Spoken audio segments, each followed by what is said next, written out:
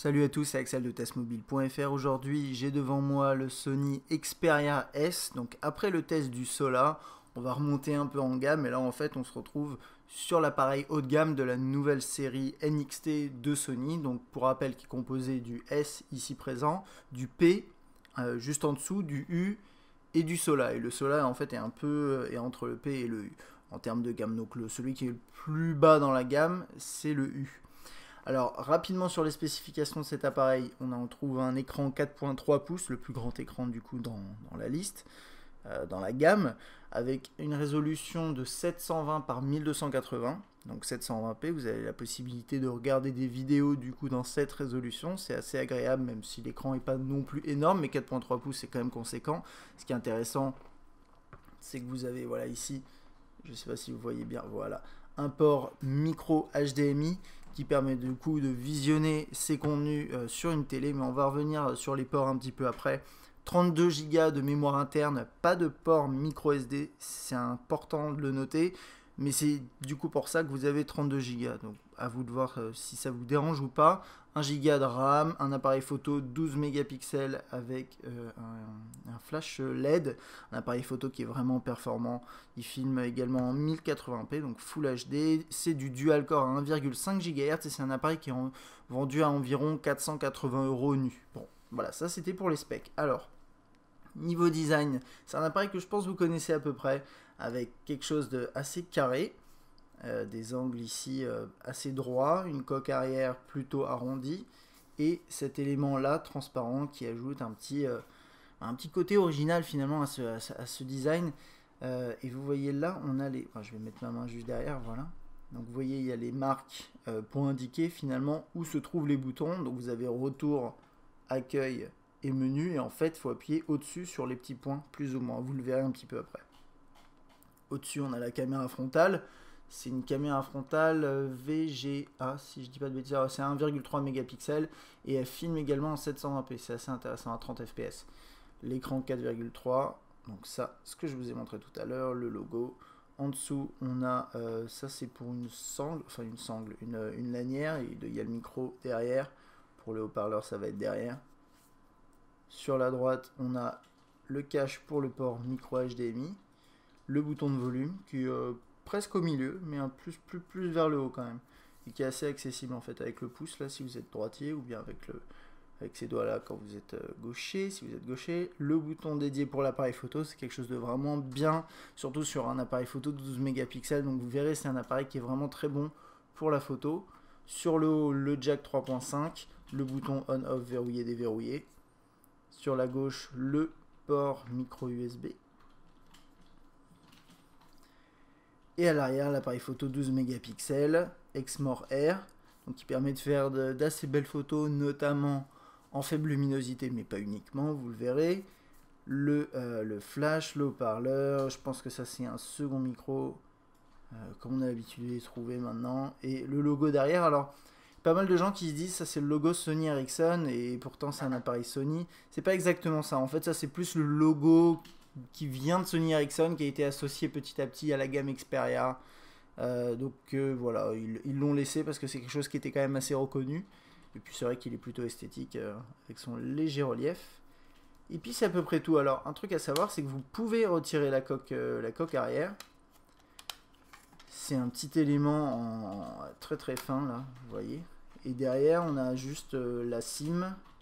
Bon, l'appareil photo, etc. Et y a pas, on peut pas en fait enlever la batterie. Là, j'essaie de pas vous montrer le numéro de série, mais en fait, on peut pas enlever la batterie. Ça n'empêche que la finition est plutôt bonne sur cet appareil.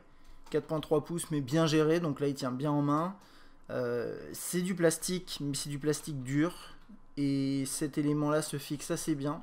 Donc finalement il n'y a aucun grincement, et c'est quelque chose que j'avais pas trop apprécié sur le Sola où il y avait quelques justement grincements, il y avait une sensation de plastique un peu cheap, un peu bas de gamme, mais là c'est pas du tout le cas. On le tient très très bien en main. Le bouton ici arrive direct sous le pouce, sous l'autre doigt. Quand vous prenez une photo, toc, c'est rapide, et d'ailleurs je vais rester appuyé dessus, je vais vous montrer. Voilà, Pareil que sur le Sola, sur le P et le U également, vous restez appuyé sur le bouton d'appareil photo en position déverrouillée, enfin verrouillée pardon, et ça prend une photo directement. Ça c'est configurable dans les paramètres. Et puis c'est à peu près tout hein, pour le tour. C'est un design plutôt sympathique. Quand on le pose, il y a cet effet-là un petit peu, ça donne l'impression que le téléphone flotte. Enfin voilà, il y a un petit côté sympa. Et c'est vrai que niveau design, moi je le trouve vraiment, vraiment bien. Maintenant, il faut savoir une chose, c'est que là c'est celui qui est en haut de la gamme. Ensuite, il y en a deux qui suivent, qui ont exactement, à peu de choses près, le même design. Alors bien sûr, ils sont tous les deux plus petits. Mais vous distinguerez pas forcément en termes de design au sein de la gamme avec cet appareil, moyennant quoi, par rapport à tous les autres appareils Android qu'on connaît, je trouve que le design est plutôt réussi et plutôt original. Donc voilà, et on va passer maintenant du coup à l'interface. On déverrouille l'appareil en appuyant sur le bouton en haut, ensuite après on peut déverrouiller comme ça, ou changer le mode sonore de cette façon-là, assez classique. On a le tireur des notifications qu'on ne peut pas aller chercher ici. Et c'est à peu près tout. Vous avez également la barre qui s'allume là quand vous allumez l'écran. Et donc je vais commencer juste par vous parler d'un petit élément qui est encore en rapport avec le design, c'est les boutons en bas ici. Donc comment ça se passe? En fait il faut appuyer sur le petit point plus ou moins. Donc ça permet de l'activer, désactiver, enfin d'appuyer dessus tout simplement. Il y a un truc à savoir, c'est que si vous appuyez un petit peu en dessous ou pile dessus, vous voyez il se passe rien. Il faut appuyer un tout petit peu au-dessus. Enfin, ça donne cette impression-là, qu'on appuie un tout petit peu au-dessus. Moi, j'ai mis un peu de temps à m'habituer. Là, maintenant, je le sais. Le seul problème, c'est que comme il faut appuyer un tout petit peu au-dessus, ça peut arriver d'appuyer sur l'écran directement. Je sais pas si vous voyez ce que je veux dire. Et bon, bah, moi, je suis pas fan. J'aurais bien aimé qu'il le baisse un petit peu, justement, comment dire, cette zone sensible. Enfin bon, ça c'est le petit détail, mais sinon ça fonctionne assez bien. Alors, qu'est-ce qu'on a là-dessus? On trouve la surcouche qu'on trouve sur toute la nouvelle génération NXT, qui ressemble quand même pas mal à ce qu'on avait avant. On va aller vérifier très rapidement le numéro de la version. C'est du 2.3.7, c'est encore sous Gingerbread, mais c'est des appareils qui passeront sous Ice Cream Sandwich courant de l'année. Il n'y a pas de souci là-dessus. On ne sait pas trop à quoi ça va ressembler. Ça devrait être pas trop mal. Alors vous pincez l'écran, vous avez tous les widgets qui s'affichent comme ça pour pouvoir aller le sélectionner et aller directement sur la page d'accueil concernée. Là j'ai déposé quelques widgets, donc c'est du classique, hein. Vous avez le widget interactif ici, tout est très fluide, hein. Il n'y a pas de souci, c'est bien plus fluide que sur le Sola. Je pense que vous l'avez vu dans ma vidéo de comparaison. Si c'est pas le cas, vous pouvez aller la voir, je pense qu'elle est intéressante, même si les deux appareils sont pas forcément comparables. Tiroir de notification, où il n'y a pas de contrôle en accès rapide, c'est quelque chose que j'aime bien. Là, on l'a pas avec Sony sur cette nouvelle gamme Xperia. D'ailleurs, on l'avait pas non plus sur les précédents, je parle plutôt de tout ce qui est Arc S, Ray. Ensuite, là, hop, un lecteur, un contrôle pour le lecteur musical, la musique et vidéo, plein de petits widgets, un conseiller qui vous propose des applications, ça c'est plutôt sympa parce qu'il y a quand même beaucoup d'applications sur Android aujourd'hui. Hop, on a pas mal de widgets qui sont préinstallés, donc tout ce qui est gestion des contacts. On a Timescape qui est un logiciel, une solution qui vous permet de voir tout ce qui se passe sur vos réseaux sociaux, etc. Donc bon, ça c'est sympa. Je pense que il n'y a pas de widget vraiment unique, de grosses nouveautés. Il y a un petit élément que je vais vous montrer quand même juste après. C'est Xperia Smart Tags. Alors, il y a un truc dont j'ai complètement oublié de vous parler juste avant, c'est que vous avez vu, j'ai pas fait de déballage. Il y a une raison à ça, c'est que j'ai pas la boîte définitive, la boîte commerciale. Dans la boîte, normalement, vous aurez l'appareil, vous aurez pas de batterie, parce que la batterie est déjà dans l'appareil et elle peut pas être enlevée. Vous aurez un câble USB, micro USB, un élément de chargeur comme ça. Et normalement, d'après nos différentes recherches, vous aurez un câble HDMI, donc micro HDMI, qui permet de connecter l'appareil à un écran, un moniteur ou une télé. Et normalement, vous aurez au moins 2 Smart Tags. Alors, qu'est-ce que c'est les Smart Tags? Et c'est de ça que je voulais parler, donc ça tombe bien. Alors, les Smart Tags, l'appareil de toute façon possède une puce NFC. Et les Smart Tags, c'est des petits éléments qui sont ronds comme ça, d'ailleurs, qui ont cette forme-là. C'est des éléments physiques que vous trouverez normalement dans la boîte, que j'ai pas là, et ça, je suis un peu déçu de ne pas les avoir, j'aurais bien aimé vous montrer ça. et qui permettent en fait, vous les mettez par exemple quelque part, vous les configurez pour réaliser une action. Et vous avez des macros que vous pouvez réaliser, je vais vous montrer ça tout de suite. Je pourrais pas vous le montrer, faire la démo, mais je vous le présente tout de suite, comme ça au moins c'est fait. J'ai peur d'oublier. Et cette application, en fait, il faut l'installer. Elle n'est pas préinstallée, ce qui est assez bizarre, mais elle est installée dans le Play Store. Vous tapez Xperia Smart Tags et vous la trouvez. Ensuite, ce que vous pouvez faire, c'est déterminer des actions. Donc là, par exemple, je vais dire, je ne sais pas, dès que je touche ce Smart Tag, donc par exemple, vous le collez, vous le pendez quelque part chez vous.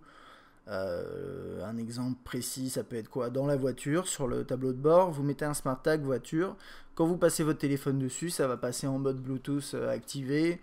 Ça va activer le GPS avec direction vers le bureau. Bon, c'est un peu stupide parce que peut-être la première fois ça va vous aider, ensuite vous connaissez le chemin, mais bref, c'est un exemple, vous voyez ce que je veux dire. Activer la musique, lancer Spotify, fermer, éteindre le Wi-Fi par exemple, des trucs comme ça. Et ça, vous pouvez déterminer plein de tâches comme ça. Et ça, c'est assez intelligent.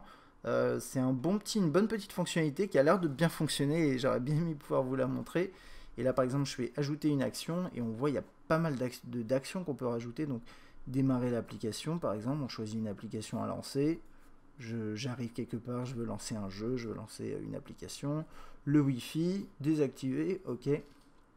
Voilà, donc là, je viens d'ajouter ici Wi-Fi désactivé. Bon, il y avait déjà Wi-Fi désactivé ici. Là, je peux l'enlever. Là, je peux rajouter une action. Définir un fond d'écran, bon voilà, pourquoi pas changer un fond d'écran quand j'arrive quelque part et que je touche le Smart Tag, ce genre de choses. Donc ça, c'est assez intéressant, c'est un premier pas vers finalement habituer les gens à utiliser le NFC, et Nokia le fait également, là c'est Sony et c'est plutôt bien. Ok, donc ça c'était pour ce petit point là. On va passer du coup sur tout ce qui est fonction téléphonique. Vous commencez à taper un numéro, vous avez des propositions qui s'affichent, plutôt bien fait. Vous avez les contacts et des contacts favoris qui s'affichent de cette façon-là. Je vais dans les contacts, je peux défiler par lettres. J'appuie ici, j'ai une petite bulle qui s'ouvre avec différents accès rapides. Donc par exemple, ça va être appeler, envoyer un message, etc. Vous pouvez synchroniser avec Facebook. Il y a un élément qui est présent dans toute la gamme Xperia et qui était déjà dans certains appareils de la gamme 2011, qui s'appelle Facebook Inside Xperia. Et donc là ici, ça me permet par exemple dans les contacts d'avoir les photos de la personne, ses centres d'intérêt.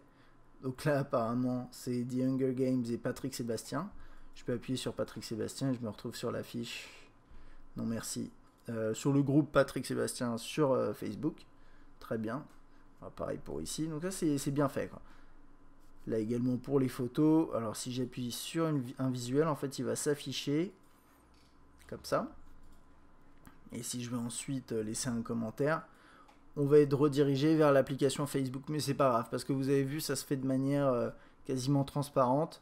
C'est assez rapide, c'est bien fait. Donc moi j'aime bien ce genre d'intégration. Vous pouvez bien sûr appeler la personne, envoyer un message, un email. Localiser son adresse en appuyant sur son adresse que vous avez déterminée ici. Il y a son anniversaire qui est affiché là. Je regardais s'il se passait quelque chose, mais non. Voilà, ça c'est à peu près tout. Et c'est la même chose. Bon là voilà, j'avais mis d'autres contacts, ce genre de. Les fiches sont plutôt sympas.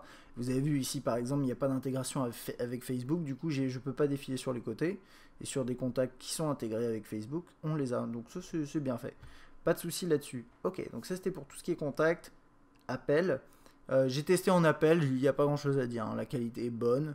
J'ai pas eu l'impression. La personne m'entendait bien, j'entendais bien la personne. Après, tout dépend aussi de comment vous captez, sur quel réseau vous êtes, quel téléphone possède l'autre personne, etc., etc. Mais globalement, j'ai pas constaté de gros problèmes. Voilà. Donc là pour tout ce qui est messagerie.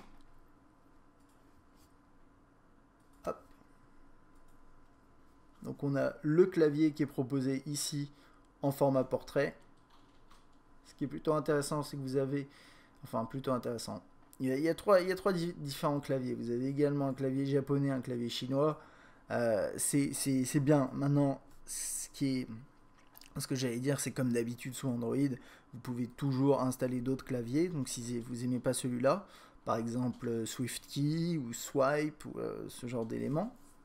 En paysage, il s'affiche comme ça, donc sur un écran 4.3 pouces, il y a de la place. Vous avez des propositions qui s'affichent en bas. Salut les amis, par exemple je vais mettre un D, je vais quand même avoir un mi avec un S qui va s'afficher ici, je peux appuyer dessus, etc. etc. On peut personnaliser ça, donc déterminer la langue, si on veut des sons et vibrations quand on tape, ce genre de choses. Ok. Donc ça c'est pas mal, et puis ensuite je vais juste envoyer un message à quelqu'un, donc là on fait ça, on choisit. Terminé, envoyer. Donc là bien sûr ça n'a pas marché, j'ai pas de carte SIM et ça va s'afficher sous forme de bulle. Voilà, que vous voyez peut-être difficilement, mais c'est différentes bulles qui s'enchaînent. C'est très classique. Bien sûr ici vous avez le Play Store, donc qui est le nouveau nom pour l'Android Market. Et là par exemple vous avez un dossier qui a été créé, vous pouvez en créer d'autres, qui s'appelle Media, qui est préinstallé, donc c'est plutôt une bonne idée d'ailleurs de la part de Sony ici, avec la galerie, le lecteur musical, la radio FM, etc. Bon, là on va passer dans le menu, on va jeter un œil. Alors vous avez des systèmes de tri alphabétique, plus utilisés, installés récemment, ça marche plutôt bien. Donc par exemple plus utilisé, il va me dire quelles applications du téléphone, donc que ce soit native ou téléchargées, j'utilise le plus. C'est bien fait, installé récemment également, ce genre de choses. Donc par défaut, il est, je crois, comme ça. Il y avait quelques applications préinstallées, comme Allociné, Page Jaune. Je ne peux pas vous garantir que ce sera préinstallé pour vous également. Maintenant, je sais qu'il y a un partenariat avec Canal+, ce genre de choses. Donc à mon avis, c'est vrai que Sony a quand même, enfin, depuis Sony Ericsson et puis Sony, ont l'habitude d'installer pas mal d'applications sur ces terminaux de préinstaller. C'est pas en soi un problème. C'est vrai qu'Allociné, Page Jaune, c'est pas des applications... Enfin, c'est souvent des applications qu'on va installer par la suite, mais bon, je préfère qu'on me donne le choix. Là, c'est vrai qu'elles sont préinstallées. Bon. Ok, contact, tout ça on a vu. La messagerie, on a vu. Bah, du coup, on va pouvoir passer sur le web. Et on va aller faire un petit tour sur Test Mobile, comme d'habitude. Toc, pendant ce temps-là, on va aller jeter un œil ici. Donc, on peut lancer une nouvelle fenêtre, accéder aux favoris, qui s'affichent de cette façon-là. Très, très classique. Hein. Très classique, mais propre. Les différentes fenêtres, ici, qui sont ouvertes. On peut ouvrir une nouvelle fenêtre avec un nouveau site. C'est ce qu'on va faire. Hop. Donc vous avez vu, hein, je tape directement ici. Ça va me lancer une recherche sur Google. Hop. Dans les paramètres, on peut accéder au téléchargement. On peut sélectionner du texte également et accéder aux réglages. Taille de la police, le zoom, redimensionner, les plugins, enfin tout ça c'est du classique Gingerbread. Hein. Il n'y a rien de modifié ici hein, par Sony. Voilà. Hop. Ok. Alors, comment ça se passe sur le web? Sur le web, c'est plutôt fluide. C'est pas comme sur un Galaxy Nexus ou un Galaxy S2. Je dis même Galaxy S2, ouais, ça dépend. Mais en l'occurrence, c'est pas comme sur un Galaxy Nexus que je trouve quand même vachement fluide. Je retire ce que je viens de dire sur le Galaxy S2 parce que c'est vrai que depuis la mise à jour ICS, enfin Ice Cream Sandwich, il est spécialement fluide sur Internet. Donc bon, je trouve que là, on est un petit peu en dessous, même sur un site comme Test Mobile qui est quand même relativement léger. Le défilement est plutôt fluide, mais c'est vrai que c'est pas non plus exceptionnellement bien. Double tap, ça va zoomer, remettre en page le texte directement. Ici on peut rester appuyé, ça donne ça. Il me semble que c'est aussi une question de site, ça dépend comment le site est fait. Et on va voir comment ça se passe ici. Je pense qu'on va avoir le copier-coller, voilà. Donc là on peut faire des copier-coller directs et ça c'est natif Android.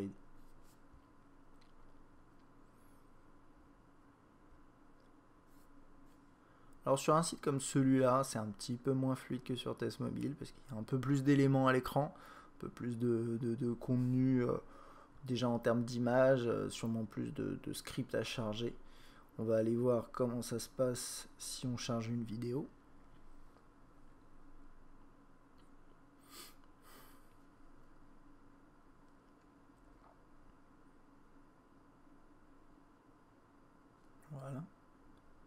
Donc là, il doit y avoir une vidéo, très bien. Donc là, c'est une vidéo YouTube.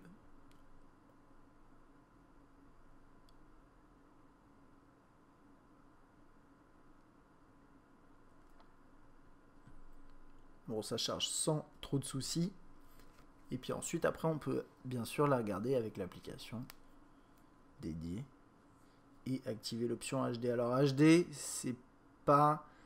Normalement, il me semble que c'est pas haute définition et définition. Après, je crois que l'option a été rajoutée récemment. Je suis pas trop sûr là-dessus. Mais en tout cas, la qualité est très bonne. En fait, la question que je me pose, c'est est-ce que c'est vraiment ici du 720p? Je suis pas sûr, mais en tout cas, ça passe très bien.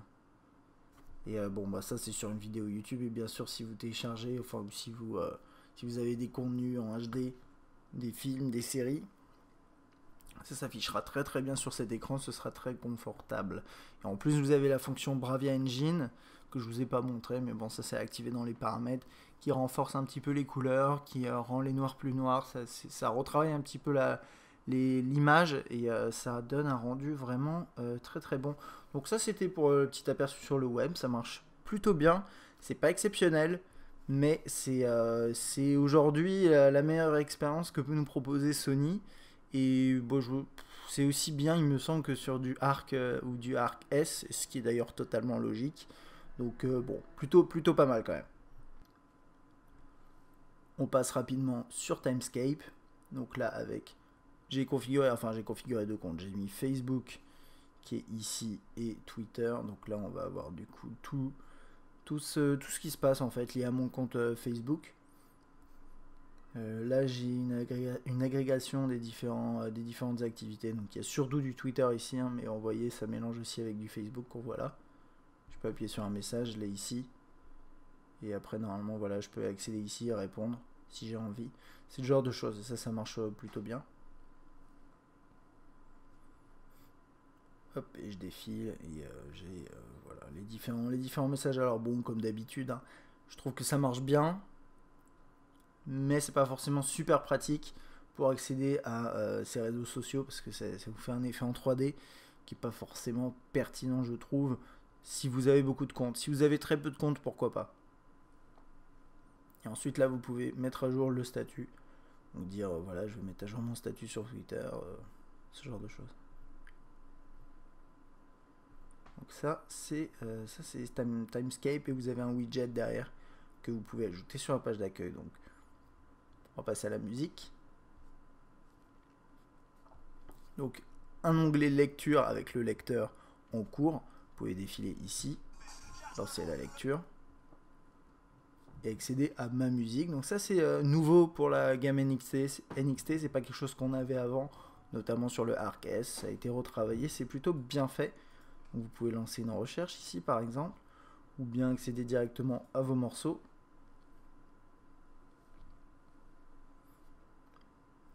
Voilà.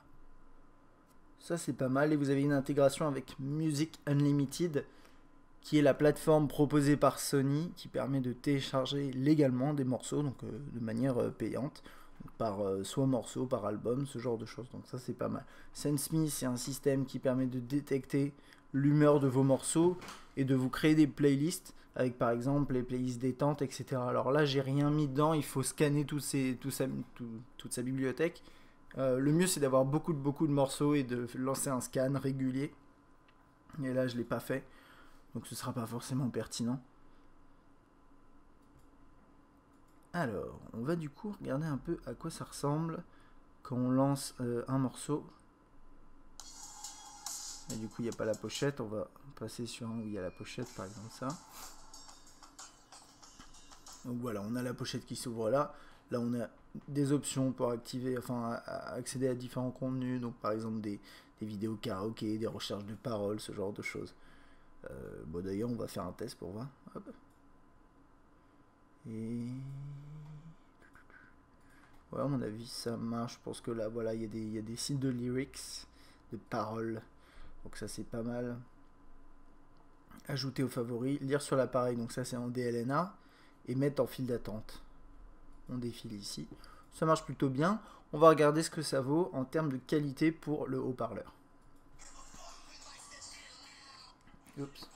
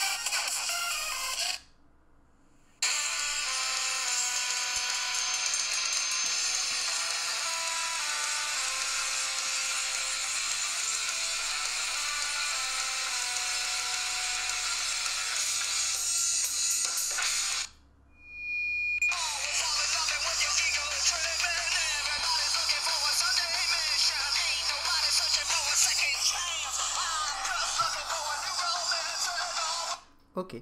Bon, bah, comme ce que j'avais dit hein, pour mon test du Sola, en fait, j'avais fait un comparatif également avec le Xperia S. Le haut-parleur est pas mauvais, mais je m'attendais un petit peu mieux. Niveau volume, c'est pas très très fort. La qualité est correcte, mais sur certains morceaux, ça crache un petit peu. C'est bien mieux quand même que sur le Sola, et j'imagine que c'est mieux également que sur le P et le U. Ça, je vous confirmerai ça lors de mon test de ces deux appareils. Mais on n'est pas au niveau de... D'après moi, on n'est pas... Enfin, je m'attendais à mieux pour un appareil haut de gamme, mais c'est pas désastreux, loin de là. Voilà, c'est tout ce qu'on peut dire hein, sur le haut-parleur. Et puis après, bien sûr, vous pouvez utiliser le jack ici. Et d'ailleurs, ça, je pense que c'est un élément que j'ai oublié de mentionner encore une fois au début. Hein, mais c'est au niveau du contenu de la boîte, vous avez des écouteurs hein, qui sont proposés. Comme je les ai pas avec moi, je suis incapable de vous dire si c'est des intras ou des classiques. Mais bon, vous en avez proposé. Alors, la galerie qui n'a pas été modifiée par Sony ici. Donc j'ai pris, voilà, j'ai pris quelques photos. Donc ça c'est en macro. Alors attendez, voilà, j'essaie de vous montrer ça. Hop, je vous mettrai tout ça bien sûr dans le test écrit. Et les photos sont plutôt pas mal. Hein. Comme vous pouvez le voir, là on a des belles couleurs. Et c'est pas forcément trop exagéré. Il y avait du soleil, donc les lumières, la couleur est plutôt juste. Là aussi, c'est pas trop mal. Donc vous le verrez après. Moi, je trouve qu'il est très rapide. La qualité est plutôt bonne. Donc, et puis en mode automatique, il détecte très bien le passage en paysage macro, etc. Donc bon, ça c'est surtout, enfin là je parle surtout de l'appareil photo, mais bon au final c'est la même chose. Hein. Et qu'est-ce que je voulais vous montrer également? Oui voilà, sur des photos peut-être un peu plus lourdes, ce que ça vaut. Ça c'est des photos prises avec un réflexe. Il y a un léger temps de chargement, vous le voyez, là, il y avait un petit lag, non mais c'est bon. Toc, double tap, c'est très fluide, il n'y a pas de souci. Et également, on peut lire bien sûr les DivX en natif.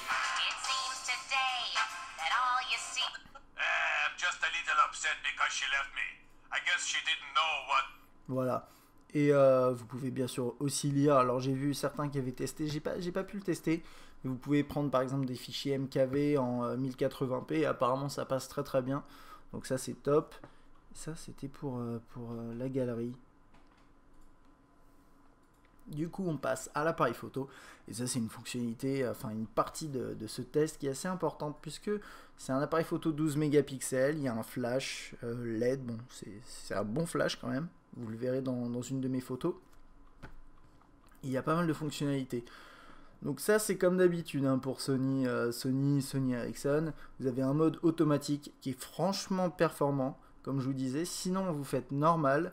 Et là ensuite vous avez pas mal d'options à faire défiler. Vous avez vu les menus ont changé avant sur la gamme Xperia 2011, on avait des trucs qui s'ouvrent sur les côtés. Là c'est plus comme ça avec un défilement latéral. Pourquoi pas, en soi ça change pas grand chose et c'est très bien. Donc on a différents modes de scène. J'ai pas tout testé hein, mais bon voilà, vous les avez. Hop, la résolution 12 mégapixels max. Le flash avec flash d'appoint, réduction sur rouge, automatique ou non. Plutôt bien. Hop, normalement je crois que si je fais toc et retour, ouais voilà. retardateur. Là il y a la détection de sourire, donc on l'a vu aussi sur le Sola, ça c'est assez amusant. Donc ça va détecter le sourire et vous choisissez le entre guillemets niveau de sourire que vous voulez pour pouvoir prendre la photo. Moi je trouve ça plutôt bien, ça marche bien. Le mode de focus, donc mise au point tactile, infini, détection de visage, là il me met ça souvent automatiquement. Moi je préfère auto simple. Voilà. Réglage des ISO, valeur d'expo, balance des blancs, il y a pas mal de fonctionnalités. Rien de très très fun entre guillemets, par exemple des effets comme on trouve chez HTC, mais très fonctionnel et bien présenté. Donc ça, j'aime bien. On a la possibilité également, je vous ai pas montré ça, mais par exemple je veux avoir un accès rapide au flash. Bon, il était déjà mis, mais je peux le mettre une deuxième fois. Voilà, pourquoi pas. En gros, on peut personnaliser les icônes qui sont sur la gauche. C'est quelque chose qu'on a aussi sur la série Galaxy de Samsung, mais ça, c'est quand même une très très bonne fonctionnalité. Voilà, donc ça c'était pour ça. On a la possibilité bien sûr de prendre des photos avec la caméra avant. Voilà. Et on a différentes options, bien sûr on en a moins. Et on a normal et on a balayage. Alors on a 3 formats de panoramique, c'est un peu étrange, mais on en a 3. Alors les 2 premiers, ceux avec écrit 3D, ils permettent de faire des panoramiques et ensuite de les visionner en 3D sur des écrans compatibles. Par exemple, vous connectez en HDMI à un téléviseur compatible, il va pouvoir vous lire le panoramique en 3D sur l'écran 3D. Pourquoi pas? J'ai pas eu l'occasion de le tester parce que j'ai pas ce type de matériel à la maison, mais ça peut être sympa. Et puis il y a balayage à angles multiples. Alors vous allez voir, je vais vous montrer un petit rendu. Je suis pas un grand fan, hein, pour tout vous dire, de ce système, et vous n'allez pas trop pouvoir le voir, je pense aussi à la caméra. On va voir. Donc normalement j'en ai un qui traîne quelque part. Alors je sais pas si mes amis, ou peut-être il les a triés ailleurs. Alors attendez, bon on va aller voir ça tout de suite, désolé. Je vais essayer de vous en trouver un. En fait c'est quelque chose de vraiment différent. Voilà, c'est 3D. Ok, donc c'est ça. Et donc ça donne par exemple, vous prenez une photo et ensuite après vous avez le... Et pourquoi ça marche pas pour visionner, hein, troisième. Ok. Et normalement on a la possibilité de visionner avec l'accéléromètre et de le voir bouger. Alors ça je sais pas trop comment on fait du coup pour pouvoir repartir en mode. Alors attendez, ah c'est ici. Désolé, là désolé, ça c'est des fonctionnalités que je suis pas trop. Voilà. Finalement ça rend pas trop mal, hein. Vous rendez, enfin on voit cette sensation de profondeur, c'est un peu perturbant, mais c'est pas mal, ça sert pas à grand chose, pour tout vous dire ça sert même à rien, mais pourquoi pas. Là il va me le faire aussi. Voilà, c'est un peu moins réussi, et là voilà, sur un paysage c'est un peu c'est pas forcément pertinent, mais bon, pourquoi pas. En gros, ce qu'il fait, c'est très simple. Vous faites une photo en panoramique, et ensuite il va vous faire un montage des différentes images avec les différents moments où vous avez fait la photo. Donc ça va vous donner plusieurs angles de vue, et voilà, ça va donner un effet de profondeur parfois. Pourquoi pas. Et ensuite, bien sûr, vous pouvez prendre des photos et les mêmes là, mais les visionner en 3D sur un écran compatible. Pas mal de petites options comme ça, pourquoi pas. Et vous avez aussi une option qui permet de créer des panoramiques très classiques, sans la 3D, sans l'effet comme ça là. Donc pourquoi pas. On passe aux emails, donc avec ce client là, qui est plutôt confortable, avec un système de colonnes quand vous passez en mode paysage, et vous pouvez également activer ce système là en mode portrait. Donc vous appuyez sur l'email et il se visionne, il s'affiche ici sur la droite. C'est plutôt bien fait. Et ça, c'est quelque chose qu'on avait déjà avant sur la gamme Xperia, mais qui a été justement retravaillé un petit peu. Pourquoi pas. Quand on fait plus, justement, on peut faire voler et afficher à l'aperçu. Et là, le mettre soit activé tout le temps, donc notamment en paysage, en portrait, pardon, soit le mettre en arrêt et paysage, voilà, comme ça. Comme vous pouvez ouvrir vos mails avec le pinch to zoom, les mails HTML qui passent très bien, vous pouvez répondre, toc toc.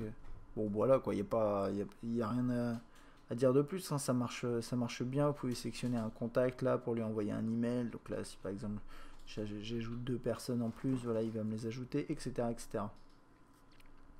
Bien sûr, si vous êtes chez Google pour vos emails, donc avec Gmail, pouvez également utiliser le client, celui-là, là, qui est pas mal aussi. Mais je vous conseille quand même, hein, sur un appareil de cette gamme-là, d'utiliser le client proposé par Sony, qui est vraiment, vraiment sympathique. Vous avez Facebook, vous avez l'agenda, synchronisable bien sûr avec Google Calendar, mais pas uniquement. Mais bon, je vous conseille d'utiliser ces systèmes-là, ça marche vraiment, vraiment bien. Avec la vue par semaine, par jour, par mois. Tout est plutôt optimisé, comme vous pouvez le constater, pour cette taille d'écran. Et ça, c'est quelque chose qu'on avait également sur le Sola, sur des écrans plus petits. Donc c'est vraiment quelque chose comment dire, inhérent à la surcouche Sony. Hein. Music Unlimited dont on a déjà parlé. Vidéo Unlimited qui permet de faire la même chose en fait. C'est que Music Unlimited, c'est avec des vidéos plutôt, des films, des séries, des choses comme ça. Gmail, Google Talk, toc. On a fait un peu le tour, je crois, Track ID, qui est une sorte de Shazam. WhatsApp qui a l'air d'être préinstallé, mais au pire vous pouvez l'installer et puis c'est gratuit. Après quelques trucs publicitaires entre guillemets, je sais même pas ce que c'est. Puis Football Downloads, bon, horloge mondiale. Ok, voilà, une horloge mondiale, c'est très bien. Radio FM, Wise Pilot. Ça, il me semble que c'est une solution GPS, mais je me rappelle plus exactement ce qu'elle fait. De toute façon, bon, bref, peu importe. Et vous regarderez. J'ai envie de dire, de toute façon, je vais vous dire, pour tout ce qui est GPS ou Android, utilisez Google Maps dans sa dernière version, ça marche super. C'est gratuit. En navigation, moi je l'utilise très très souvent sur mon Galaxy Nexus, mais je l'ai testé également sur l'Xperia S et ça marche très bien. Et aujourd'hui, Google est en mesure vraiment de proposer une solution concurrentielle et gratuite à partir du moment où vous avez un appareil sous Android. Donc ça, c'est un petit peu voilà, c'est la seule condition, on va dire. Musique et vidéo, c'est si vous avez Facebook Inside Xperia configuré et des amis qui appuient sur like, qui partagent différents contenus vidéo ou musicaux, ils vont s'afficher là-dedans. Alors moi, j'ai pas d'amis parce que c'est un compte fictif, mais sinon ils vont s'afficher là-dedans. Ça vous permet de voir très rapidement les vidéos qui tournent en ce moment sur Facebook, en tout cas sur votre compte à vous. On va passer du coup sur tout l'aspect jeux vidéo sur cet appareil. Alors vous allez voir, ça va être assez rapide. Pour une raison, mais il y a quand même un truc très très très important sur ce Xperia S, c'est qu'il est compatible PlayStation, donc certifié PlayStation. Alors qu'est-ce que ça veut dire? Ça veut dire que vous allez pouvoir jouer à des jeux portés de PlayStation 1 sur cet appareil en passant par le PlayStation Store. Alors quand vous sortez l'appareil de la boîte, vous aurez cette petite icône qui s'appelle Let's Start PS Store. Ça veut dire Let's Start PlayStation Store. Quand vous appuyez dessus, vous avez ça. Vous faites télécharger pour les deux. Alors, il y avait un petit bug sur le lien là, mais peut-être que bon, quand vous l'achèterez, ça marchera peut-être bien. Bon, moi, j'ai réussi quand même à les installer. Donc, ça va vous installer deux choses. Le PS Pocket et PS Store. PS Pocket, si vous avez vu mon test du Xperia Play, vous connaissez peut-être. PS Pocket, c'est PlayStation Pocket. C'est l'interface qui permet de gérer ces jeux PlayStation installés. Ensuite, il y a le PS Store. C'est l'endroit où vous allez pouvoir les télécharger, et en l'occurrence plutôt les acheter parce que tout est payant et du coup là je vais pas pouvoir vous montrer à quoi ça ressemble parce que c'est 5 € le jeu, ça fait cher le test, mais je vais, alors normalement ça devrait fonctionner si tout va bien. Tout à l'heure ça fonctionnait. Ok, PlayStation Store, voilà, vous avez toute une liste de jeux. Et d'après ce que je vois, vous n'avez pas les mêmes jeux que ce que vous avez sur l'Xperia Play. Il y a quasiment rien en fait là-dedans. Et quand vous appuyez là, vous accédez à cette interface-là. Donc avec tout, joué récemment, ajouté récemment. Et là, hop, voilà. Donc il y a une sorte de pont entre les deux. Et là-dedans, vous avez le store. Alors qu'est-ce que vous avez comme jeu pour l'instant? Et ce qu'il y a, c'est que c'est pas des jeux, comme je dis, c'est pas les mêmes jeux que sur le Xperia Play pour une raison qui est simple, c'est que le Xperia Play, il a la manette physique que vous n'avez pas ici, du coup c'est que les jeux qui sont optimisés tactiles, donc je sais pas exactement comment c'est géré côté Sony, mais en tout cas vous n'avez pas tout le catalogue. Hein. Là vous avez ça, et d'ailleurs vous avez des jeux Sony Computer, vous avez du Ubisoft, mais beaucoup de Sony Computer, hein, ce qui me paraît logique, du EA. Je sais pas, par exemple Driver, jeu complet, donc ça c'était un super jeu auquel j'ai beaucoup joué quand j'étais plus jeune. Et là voilà, vous pouvez l'acheter pour 4,99 €, vous avez le petit résumé, vous n'avez pas une seule screenshot, ce que je trouve dommage. Si on fait acheter, on va voir sur quoi, voilà, on arrive là-dessus. et il va vous demander votre ID PSN. Donc voilà, tout est lié à l'environnement PlayStation réellement. Donc si vous avez un ID PSN, vous pouvez acheter directement là-dessus. Puis ici, vous pouvez défiler entre les différents jeux qui sont proposés. Et là, ça charge, voilà. Ce qui est intéressant, c'est qu'il y a écrit PS1, PS3 plus PSP. Donc voilà, c'est les différents portages. Là, il y en a plus que dans la liste initiale. C'est bizarre, je sais pas trop pourquoi. Mais là, ouais, là, il y a plus de jeux que dans la première liste, je crois. Oh, pas forcément. Donc là, j'ai Twisted Metal aussi, qui est un super jeu. Donc bon, voilà, c'est 4,99. J'allais dire en moyenne, mais c'est même pas qu'en moyenne, c'est 4,99 pour tous les jeux, pour l'instant. Sur Xperia Play, c'était un petit peu différent, et en plus, il y avait des jeux gratuits proposés. Donc bon, là, voilà, il y a ça. Alors, il y a tout cet aspect-là de gaming, qui sont les jeux proposés, certifiés PlayStation PS1. Et ensuite, vous avez tous les jeux, bien sûr, que vous pourrez trouver dans le Play Store, dans l'Android, en ex-Android Market. Et là, bah, vous avez des milliers de jeux, donc j'ai téléchargé ça. Il y avait Angry Birds, toutes les dernières versions, etc. Enfin, je veux dire, il y a des centaines et des centaines de jeux. Et bah, faut trier. Et pour ça, vous avez éventuellement ça, qui s'appelle le conseiller, qui vous permet de trouver un petit peu les perles rares entre guillemets. Alors après, je vous conseille de vous promener sur le market et enfin sur le Play Store et d'utiliser les systèmes de tri si vous avez besoin de découvrir un peu de contenu. Et là, ça charge. Et normalement, c'est censé me proposer des contenus qui peuvent m'intéresser. Voilà. Donc là, j'ai ça, nouveauté, ok. Les jeux ici. Toc, si j'appuie là-dessus, j'ai ça. Je peux faire, c'est recommandé par Sony visiblement. Je peux faire afficher, ça va me l'afficher sur le Google Play, le Play Store, et ensuite voilà, j'ai ça, je peux l'acheter, etc. Bon, ça c'est classique Android. Et vous allez pouvoir, ce qui est bien, c'est sur le Xperia S, vous allez pouvoir faire fonctionner une grande majorité des jeux récents sans trop de soucis. Ok, et je crois qu'on a fait à peu près le tour.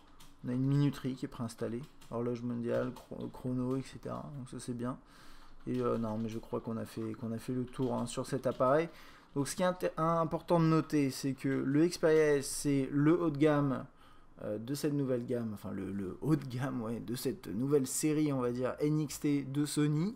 Donc pour rappel, on a en fait le U, le Sola, le P et le S. C'est un appareil qui coûte 480 € et bien sûr vous allez le trouver avec forfait. J'ai pas les prix en tête, mais vous devrez pouvoir le trouver pas trop cher, malgré le fait que ce soit un appareil haut de gamme. Et c'est un terminal qui m'a plutôt séduit personnellement. J'ai bien aimé le design, très sympa avec cette barre ici. Il tient très bien en main, une très bonne finition. Derrière, au niveau de l'interface, on a toutes les fonctionnalités de cette surcouche qui s'ajoute à Android qui est déjà un OS qui est bien complet et qui est plutôt sexy en plus, hein. C'est une surcouche qui est plutôt jolie, je sais pas ce que vous en pensez. Moi j'aimais bien déjà sur l'Arc S, je trouve que les widgets sont un peu moins sympas maintenant, je sais pas ce que vous en pensez, c'est vraiment une question de goût et de toute façon les widgets vous pouvez en télécharger si vous aimez pas cela, donc c'est pas vraiment un problème on va dire. Au niveau de l'interface c'est plutôt fluide. J'ai pas trouvé de gros problèmes là-dessus. L'appareil photo est sincèrement top. Il est vraiment très bon. Et d'ailleurs, au niveau Xperia S, il y a beaucoup de gens qui disent que c'est un appareil qui surpasse les meilleurs photophones, notamment de Nokia, qui a sorti son N8 il y a déjà un certain temps, mais qui est resté très longtemps, très bonne, voire le meilleur smartphone pour faire des photos. Et là, il y a pas mal de gens qui disent que le Xperia S le surpasse. Je sais pas, j'ai pas pu vraiment comparer ça, mais bon, c'est clair qu'en termes de photos et de vidéos, il est très bon. Donc je vous laisse regarder les échantillons qui sont sur le test écrit et sur la chaîne YouTube pour la vidéo en 1080p normalement. Au niveau du web, c'est bon, c'est pas top, mais on est quand même très bien par rapport à la moyenne des appareils Android, donc ça y a pas de souci. On a tout ce côté gaming où on a bien sûr l'accès à tous les jeux de l'Android, enfin du Play Store, décidément je m'y fais pas. Tous les jeux Android, et de l'autre côté on a aussi les jeux compatibles PS1 avec cet appareil qui est certifié PlayStation, donc ça c'est plutôt bien. Et puis pour terminer, je dirais qu'on a également cette histoire de NFC avec les smart tags, même si j'ai pas pu tester. J'ai déjà vu des démos du système et ça a l'air vraiment très intéressant.